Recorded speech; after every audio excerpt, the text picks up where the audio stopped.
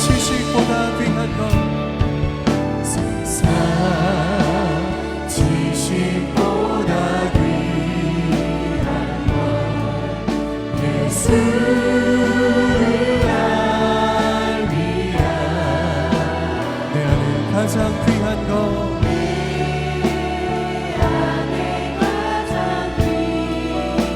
오직 예수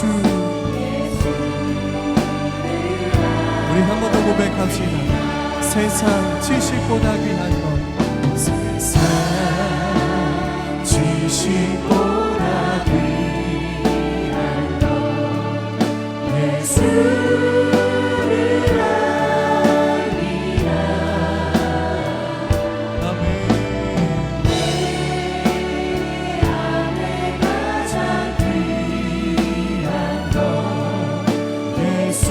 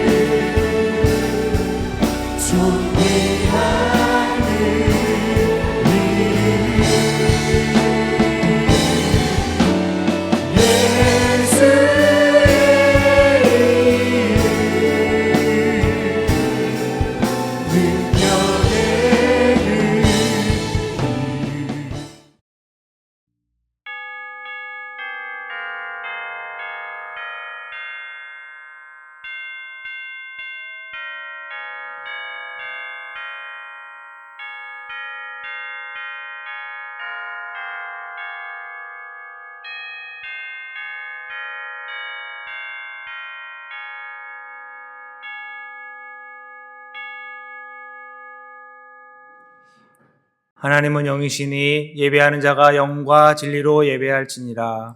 아멘.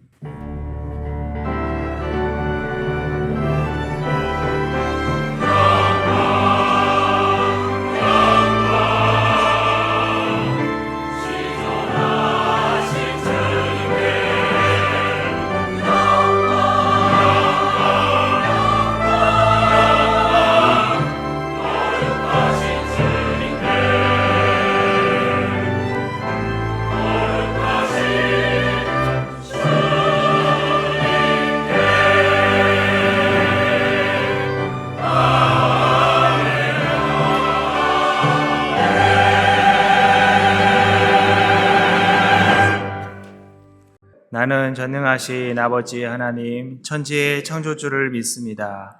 나는 그의 유일하신 아들 우리 주 예수 그리스도를 믿습니다. 그는 성령으로 잉태되어 동정녀 마리아에게서 나시고 본디오 빌라도에게 고난을 받아 십자가에 못 박혀 죽으시고 장사된 지 사흘 만에 죽은 자 가운데서 다시 살아나셨으며 하늘에 오르시어 전능하신 아버지 하나님 우편에 앉아 계시다가 거기로부터 살아있는 자와 죽은 자를 심판하러 오십니다. 나는 성령을 믿으며 거룩한 공교회와 성도의 교제와 죄를 용서받는 것과 몸의 부활과 영생을 믿습니다. 아멘. 우리 한번 같이 하실래요? 나는 그리스도인이다. 나는 그리스도인이다. 여러분, 그리스도인이라 하면 어떤 분 보고 그리스도인이라 해요?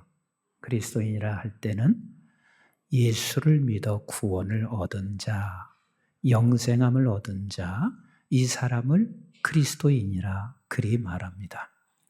그런데 우리 하나님께서는 우리 그리스도인들에게 너는 그리스도인으로 머물러 있는 것을 원치 않으세요.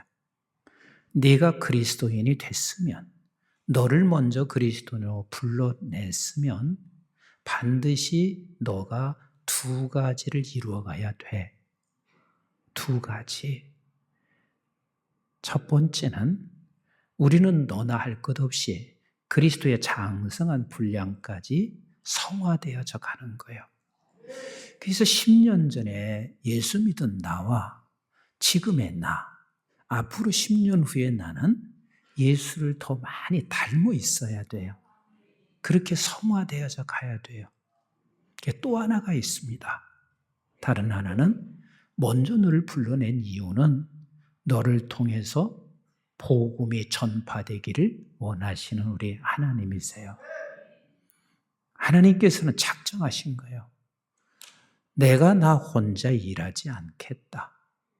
세상을 구원해내는 일은 먼저 불러낸 너와 함께 세상을 건져내서 모든 세상의 온 열방이 다 하나님께 영광을 돌리는 그날이 속히 오기를 그렇게 고대하시고 계세요. 그러니까 예수 믿는 그리스도인들에게 있어서 복음 전파하는 것은 선택의 문제가 아니에요. 선택의 상황이 아니에요. 내가 해도 되고 안 해도 되는 선택의 상황이 아니라 이것은 사명이고 의무요 책임입니다. 다시 말하면 예수 믿는 모든 사람들에게는 복음 전파하는 것은 반드시 해야 할 일이야. 그래서 예수 믿는 사람들의 존재 이유가 뭐냐면 네가 복음 전하는 게 존재 이유인 것입니다. 그래서 성경은 이렇게 말을 하고 있습니다. 고린도전서 9장 16절 같이 한번 읽습니다. 시작. 내가 복음을 전할지라도 자랑할 것이 없으면 내가 부득불할 일임이라. 만일 복음을 전하지 아니하면 내게 화가 있을 것이미로다. 이게 무슨 말씀이요? 복음 전하는 게 그게 쉽지 않다는 거예요. 부득불할 수밖에 없을 때도 너무 많다는 거예요.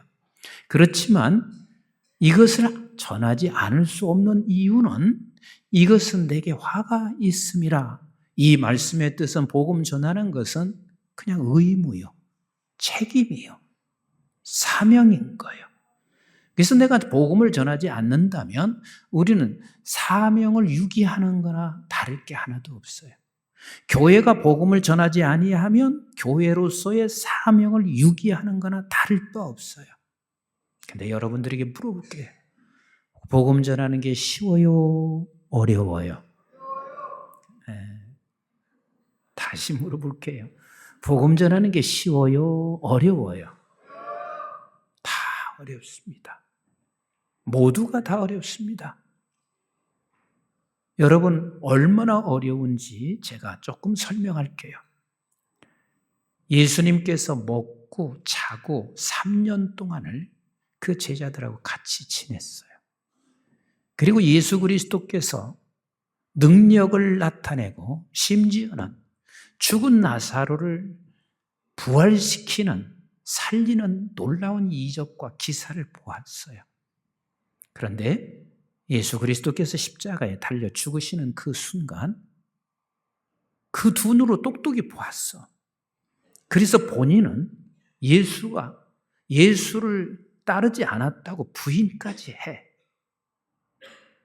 그리고 그 예수님이 죽으신 후에 무덤에 장사 지내는 것까지 똑똑히 보았어요. 근데 그 예수님이 부활하셨어. 부활하셔서 당신에게 나타나셔서 3번씩이나 나타나셔서 함께 조반을 드시고 함께 대화 나눴어요. 함께 같이 있었어요. 그러면 여러분들에게 물어볼게요.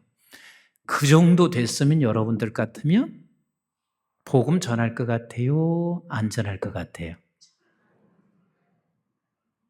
대답이 이렇게 않기요? 그 정도로 내가 됐으면, 그 정도로 예수님을 만났으면 복음 전할 것 같아요? 안 전할 것 같아요? 네?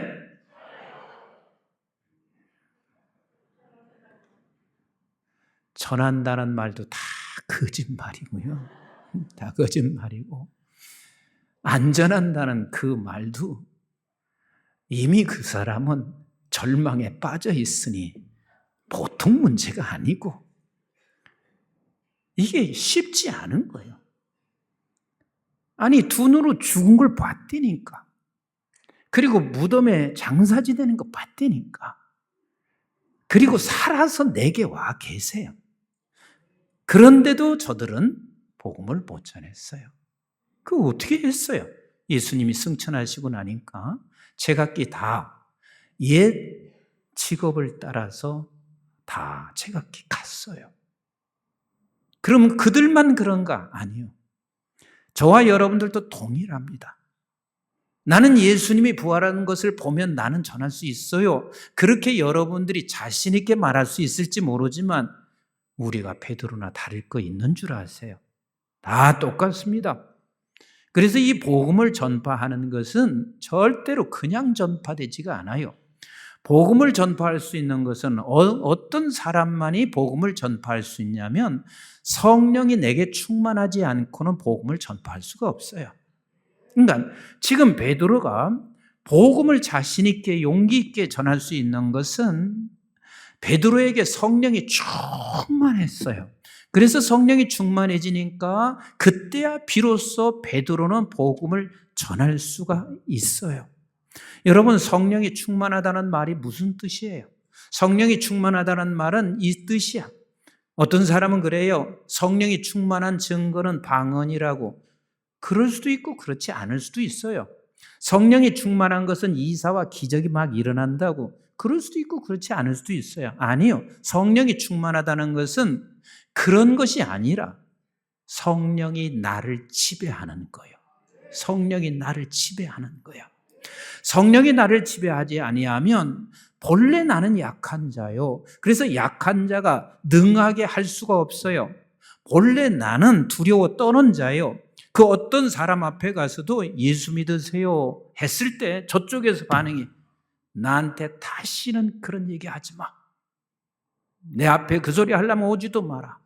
이러면 모두가 다 두려워 떨게 되어 있습니다. 그러니까 성령으로 지배받아야 그때 두려움에서 담대해질 수가 있어요. 우리 모두는 다 말씀을 거부하게 되어 있어요. 그래서 순종을 못하게 되어 있어요. 그런데 성령이 지배할 때야 비로소 우리는 그 순종의 자리, 순종 앞에 무릎을 꿇게 되어져 있습니다. 이게 성령 충만함이에요. 그러니까 성령이 없이는 결단코 복음을 전할 수 있다 없다? 없어요. 전할 수가 없습니다. 그래서 예수 믿는 사람들에게는 반드시 이 성령이 충만한 것은 선택이 아니에요. 같이 합시다. 필수다. 필수다. 내가 성령이 충만한 것은 필수인 거예요. 필수인 거예요. 선택의 문제가 아닌 거예요. 그런데 여러분들이 이런 질문을 던지십니다. 어떤 질문이냐면, 목사님, 나 성령 충만하고 싶어요. 성령 충만하고 싶어요. 근데 성령 충만하고 싶은데 성령이 충만하지 않아요. 근데 여러분들에게 솔직하게 한번 물어볼게요. 성령 충만하기를 진짜 원하시는 분 아멘 해보세요. 왜 이렇게 거짓말들을 잘 하시는지 몰라요. 성령 충만을 그렇게 소원하는 사람이 많은 것 같지만 그렇지 않아요. 여전히 우리는 교회에 오면은요, 건강 충만하기를 기도해. 돈이 충만해지기를 기도해. 자식이 최고의 자리에 올라가는 것을 기도해. 그거 기도하지 말라는 게 아니에요. 그러나 그 모든 것을 다 갖추고 있어도 성령이 충만하지 않으면 아무것도 아니에요. 모든 것을 다 가지고 있어도 성령이 충만하지 아니하면 우리는 두 가지가 중요하댔잖아요. 성화되어져 가는 것과 복음이 전파되어지는 것. 근데 이 복음이 전파될 수 없어요. 가지고 있어요. 돈도 있어요. 건강도 있어요. 그리고 모든 것을 하나님이 주셨어요. 그럼에도 불구하고 성령이 충만하지 아니하면 그는 가진 것으로 복음을 전파하는 일에 쓰여지지를 않아. 결국은 가진 것이 나를 더 망하는 길로 만들어간다는 것을 사람들이 몰라. 그래서 성령을 정말 충만히 받아야 돼. 그걸 소원하셔야 돼. 아멘이신가요? 그럼 어떻게 하면 성령 충만을 받을 수 있는가? 이 세 가지를 여러분들이 놓치지 마셔야 돼요. 그 하나는 성령 충만은 선물이에요. 같이 합시다. 성령 충만은 선물이다. 선물이요, 선물. 우리 한번 사도행전 2장 38절 말씀을 같이 봐요. 시작. 베드로가 이르되 너희가 회개하여 각각 예수 그리스도의 이름으로 세례를 받고 죄사함을 받으라. 그럼 여기까지 뭐예요? 네가 회개하여 예수 그리스도의 이름으로 세례를 받고 죄사함을 받으라. 이 말은 예수를 믿은 사람이요, 영생을 얻은 사람이요. 아멘이신가요? 서두에서 여러분들 그러죠. 나는 뭐라고요? 그리스도인이라고. 여러분은 그리스도인이에요. 그럼 그리스도인에게 그 다음 보세요. 시작. 그리하면 성령의 선물을 받으리니 그랬어요. 그러니까 예수를 믿는 사람들, 구원받은 사람들에게는 하나님이 약속하셨어요. 뭘 약속하셨나요? 성령을 선물로 주시겠대. 성령을 선물로 주시겠대. 성령을 선물로 주시겠대. 근데 그 선물이면 하나님께서 최고의 것을 주시는 거 아니겠어요? 그래서 우리는 자나깨나 성령을 사모하셔야 돼요. 사모하셔야 돼요. 근데 성령을 사모하게 되면 두 번째 나타나는 것이 있어요. 성령 충만을 받기 위해서는 사모해야 되고 선물을 사모해야 되고, 두 번째는 누가복음 11장 13절을 같이 한번 보실까요? 시작. 너희가 악할지라도 좋은 것을 자식에게 줄 알거든 하물며 너희 하늘 아버지께서 구하는 자에게 뭘? 성령을 주시지 않겠느냐 하시니라. 딴 걸 구한다 할지라도 내가 준다. 그런데 내가 너에게 약속한 성령이다. 이건 선물이고 이게 없으면 넌 성화도 안 돼. 이게 없으면 복음이 전파되지 않아. 이게 없어서 성화도 안 되고 복음이 전파되지 않으면 하나님께 영광을 돌릴 수가 없어. 그러니 내가 선물을 반드시 준다는 거예요. 그럼 너는 이걸 왜 사모하지 않느냐는 거예요. 사모한다는 말이 거의 거짓말이에요. 거의 거짓말이에요. 사모하면 반드시 하나님 앞에 구하게 되어 있습니다. 구하게 되어 있습니다. 그러면 우리 하나님께서는 말씀하시고 계세요. 네가 다른 걸 구한다 해도 내가 주건만 내가 성령을 구하면 안 주시겠냐 그거예요. 안 주시겠냐. 주세요. 그리고 세 번째요. 세 번째는요. 우리 한번 사도행전 5장 32절을 같이 한번 보실까요? 사도행전 5장 32절 시작. 우리는 이 일의 증인이요 하나님이 자기에게 순종하는 사람들에게 주신 성령도 그러하니라 하더라. 자, 이게 무슨 소리예요? 우리는 성령이 와야 내가 무슨 일을 하겠어요? 이렇게 한단 말이야. 그런데 아니, 네가 지금 너에게 주신 말씀 앞에 순종의 방향에 서라.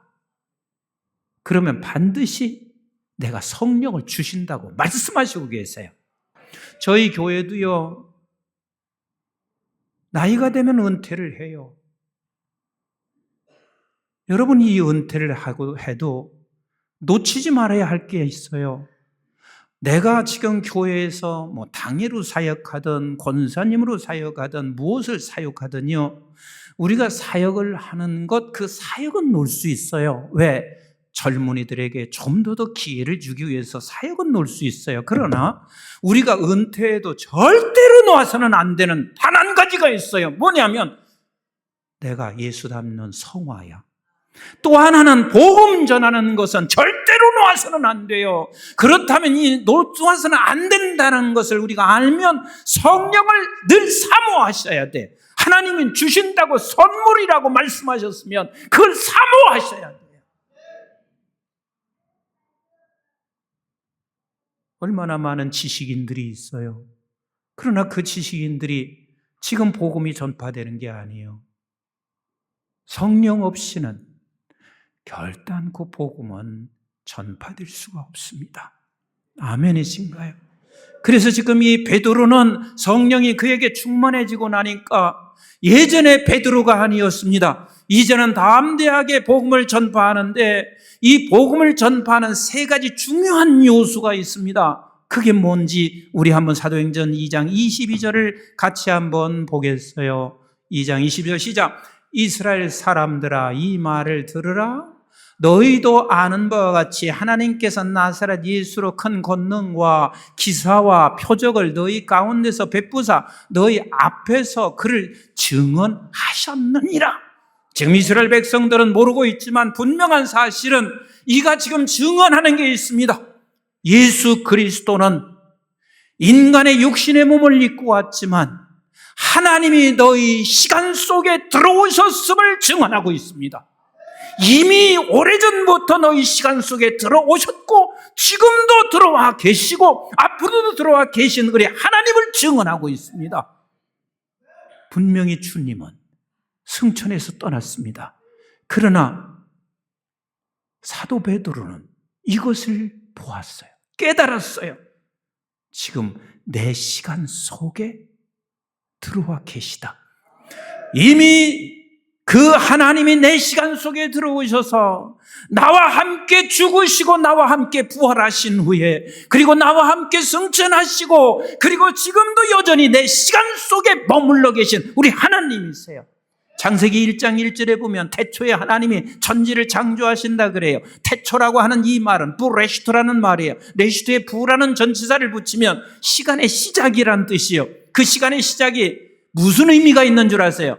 태초에 천지를 창조하실 때 하나님께서 그 시간 속에 들어오셨다는 거예요. 그런데 인간이 그 하나님을 떠나버렸어요. 그런데 우리 하나님께서 말씀이 육신이 돼서 우리 시간 속에 들어와 다시 우리가 죄로 죽고 다시 우리를 살려내신 그 하나님이시다. 그래서 지금 하나님은 여러분들의 시간 속에 있습니다. 여러분들 시간 속에 있습니다. 그러니 그는 담대하게 시작했습니다. 이것을 깨달았고 그리고 담대하게 외치고 있습니다. 여러분들이 질병이 있나요? 가정에 어려움이 있나요? 하나님은 여러분 시간 속에 계십니다. 우리 한번 요한복음 1장 14절 같이 한번 보실까요?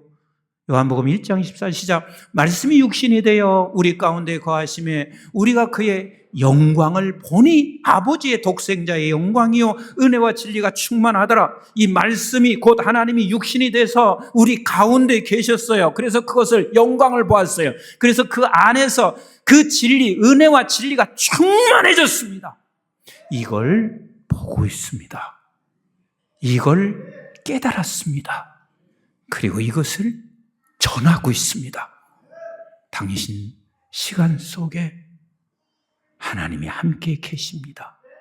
그래서 우리가 수없이 읽는 말씀이요. 이게 지금의 사건이 아니다. 구약에서 수없이 우리에게 말씀하신 사건이다. 이사야서 41장 10절 같이 한번 읽어봅니다. 시작. 두려워하지 말라. 내가 너와 함께함이라. 놀라지 말라. 나는 내 하나님이 됨이라. 내가 너를 굳세게 하리라. 참으로 너를 도와주리라. 참으로 나의 의로운 오른손으로 너를 붙들리라. 믿으시면 아멘. 믿으시면 아멘.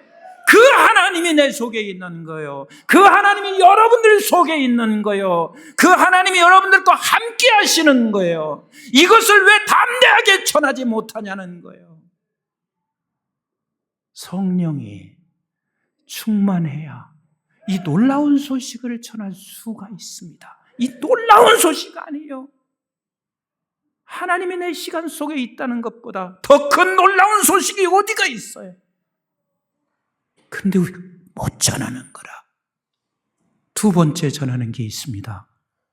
우리 한번 23절, 24절을 본문 같이 한번 보실까요? 시작. 그가 하나님께 정하신 뜻과 미리 아신 대로 내준 바 되었거늘 너희가 법 없는 자들의 손을 빌려 못 박아 죽였으나 그랬습니다. 지금 너희들이 못 박혀 죽은 예수와 십자가에 죽었으나 그러나 그 죽음이 유익이다. 죽음이 생명이다. 그래서 십자가를 자랑하는 거요. 십자가를 지금 증거하고 있는 거요. 여러분 십자가는 부끄러운 거라는 사실을 너무 잘 아시잖아요. 근데 그 십자가를 자랑하고 있습니다. 우리 한번 갈라디아서 6장 14절을 같이 한번 보실까요? 시작. 그러나 내게는 우리 주 예수 그리스도의 십자가 외에 결코 자랑할 것이 없으니 그리스도로 말미암아 세상이 나를 대하여 십자가에 못 박히고 내가 또한 세상을 대하여 그러하니라 그랬습니다. 난 십자가가 자랑이 될 수 있어야 되거든요. 그렇게 십자가가 자랑이라는 것은 십자가를 전하기도 하지만 그 십자가를 기쁘게 따라가는 거예요. 제가 그림 하나, 이건 집사람한테도 부탁 않고 아들한테도 부탁 않고 내가 그린 건데 보여드릴까요? 네. 정말 마음을 다해서 그린 그림이요. 자, 보세요. 자, 이쪽이 하나님 뭐예요? 나라. 이쪽은 세상 나라요. 근데 세상의 나라는 무엇으로 세상을 다스리냐면 힘의 칼이야. 그래서 세상 나라는 언제나 힘이 있어야 돼. 돈이 있어야 돼. 권세를 가져야 돼. 그래서 이 칼로 다 제압하고 이 칼로 우리는 이기고 승리한다고 생각해. 그런데 하나님의 나라는 무슨 칼로? 말씀의 칼로 하나님의 나라는 다스려요. 그래서 저와 여러분들이 이 두 나라 속에 살잖아요. 하나님의 나라와 세상 나라 속에 살아요. 근데 이 하나님의 나라와 세상 나라 속에 살 때 저렇게 충돌하는 부분이 있어. 저렇게 충돌하는 부분. 근데 그 충돌할 때 말씀의 칼을 쓰지 않아. 세상 사람과 똑같이 세상의 칼을 써. 그러면 이기는 것 같지요? 이길 것 같지요? 아니요. 절대로 이기는 것이 아니라 더 큰 어려움은 반드시 찾아오게 되어 있어요. 그래서 하나님의 나라는 충돌이 일어났을 때도 무슨 칼을 쓰기를 원하세요? 말씀의 칼을 쓰기를 원하세요. 그래서 저기 충돌되지 않았을 때는 우리가 말씀을 공의와 정의와 사랑으로 전해요. 그런데 저렇게 충돌이 됐을 때는 결국은 그때도 우리는 말씀의 칼을 써야 돼. 말씀의 칼을 써야 돼. 그러면 어떻게 되냐면 내가 십자가에 죽는 거예요. 십자가가 자랑이 되지 않는 사람이면 절대로 십자가 죽지 않습니다. 하나님이 나에게 세상 칼을 쥐어줬어요. 그래서 그 세상 칼로 막 치고 그럽니다. 자, 조금 더 여러분들에게 예를 들어 드릴게요. 11세기 말 그리고 13세기까지 200년 동안 십자군 전쟁이 있었어요. 무슨 전쟁? 십자군 전쟁이 있었어요. 근데 그 십자군 전쟁에 유럽이 예루살렘을 세상의 칼로 힘으로 그를 정복을 시도를 해요. 근데 그 당시에 중세 때 유럽이 힘이 있었다 없었다? 이렇게 대답 안 하실 거예요? 유럽에 힘이 있었다 없었다?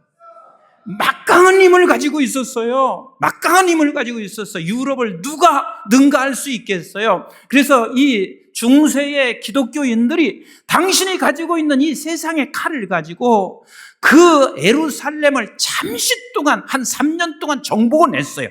그런데 지금껏 이 분쟁은 끊어지지 않아. 지금껏 분쟁이 끊어지지 않아.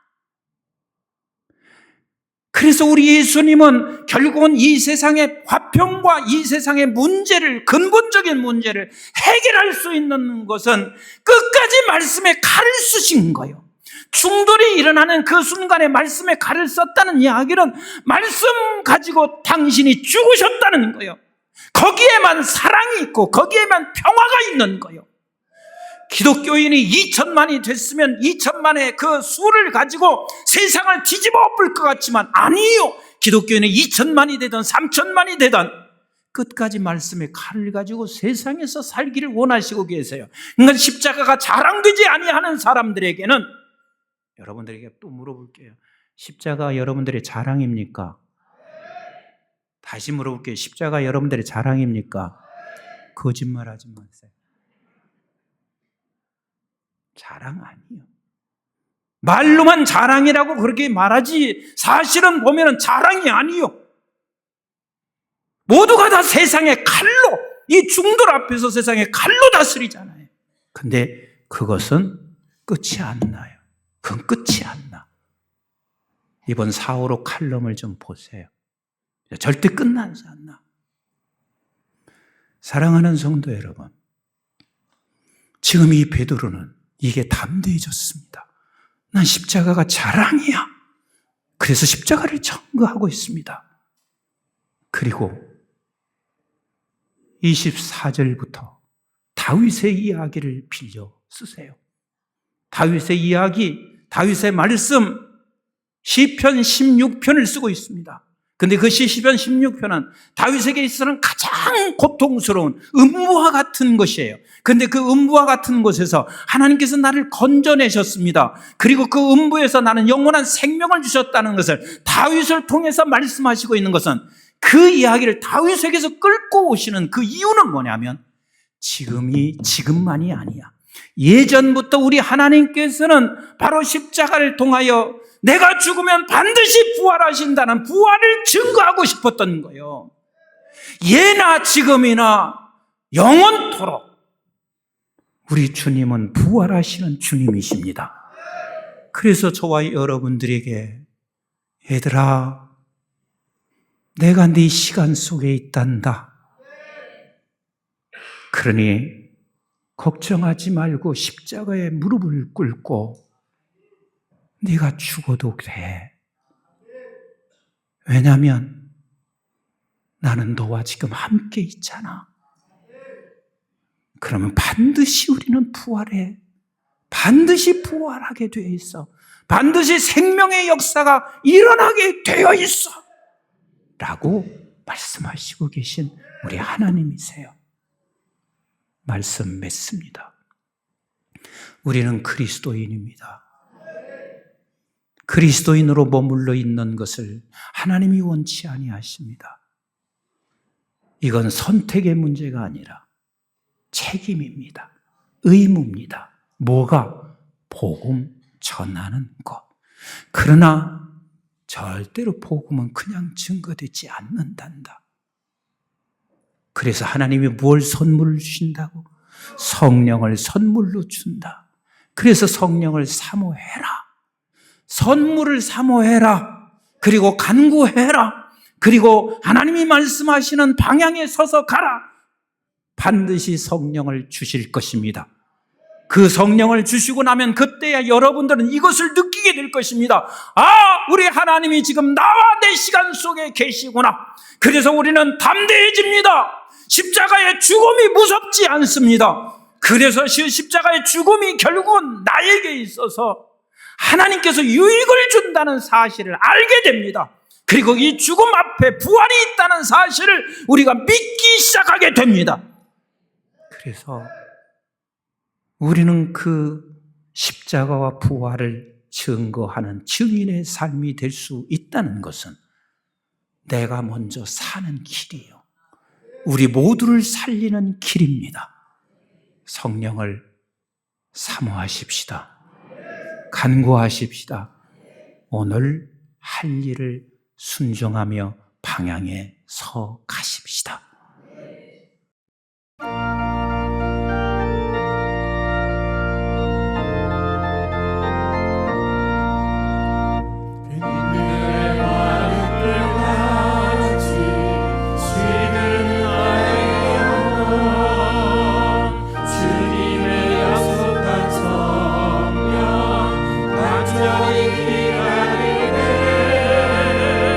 가물음에 마른 땅